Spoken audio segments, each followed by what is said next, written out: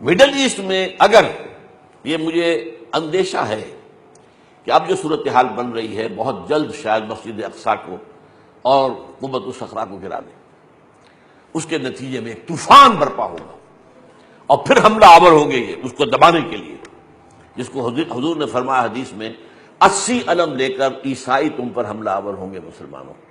اور ہر علم کے نیچے 12,000 فوج ہوگی، 9.5 لاکھ۔ یہ نیٹو جو ہے جو تیار ہو رہی ہے اور اس کو ایکسٹینڈ کیا جا رہا ہے مسلسل، حالانکہ نیٹو بنائی گئی تھی روس کے خلاف، USSR کے خلاف، وہ تو ختم ہو چکا، وہ تو کوئی چیلنج نہیں ہے، اگرچہ کچھ ابھر رہا ہے تھوڑا سا دوبارہ، لیکن ابھی اس کے اندر دم نہیں ہے کہ وہ سامنے آ کر بات کر سکے۔ تو یہ کس کے لیے؟ مسلمانوں کے لیے۔ یہ جو 5 نکاتی ایجنڈا ہے اس کو پورا کرنے کے لیے ظاہر بات جنگ تو یہی ہوگی، اس جو ہے گریٹر اسرائیل کے اندر پورا عراق لینا ہے، گریٹر اسرائیل میں پورا شام لینا ہے، پورا لبنان لینا ہے، اور ترکی کا کچھ جنوبی حصہ لینا ہے، سعودی عرب کا شمالی حصہ لینا ہے، بشمول مدینہ منورہ۔ مکے کی بات وہ نہیں کرتے، وہ تو اس لیے کہ کبھی بھی وہ مکے میں آباد نہیں رہے، مدینے میں آباد تھے یہودی،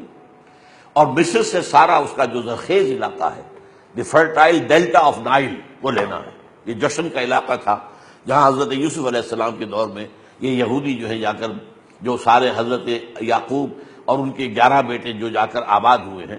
یہ وہ لوگ اس علاقے میں تھے۔ تو یہ گریٹر اسرائیل بنانا ہے، تو یہ ہے وہ چیز جس کی وجہ سے اس جنگجویانہ جو پروگرام تھا بش کا، اس کا ہدف اولین جو ہے وہ مڈل ایسٹ ہے۔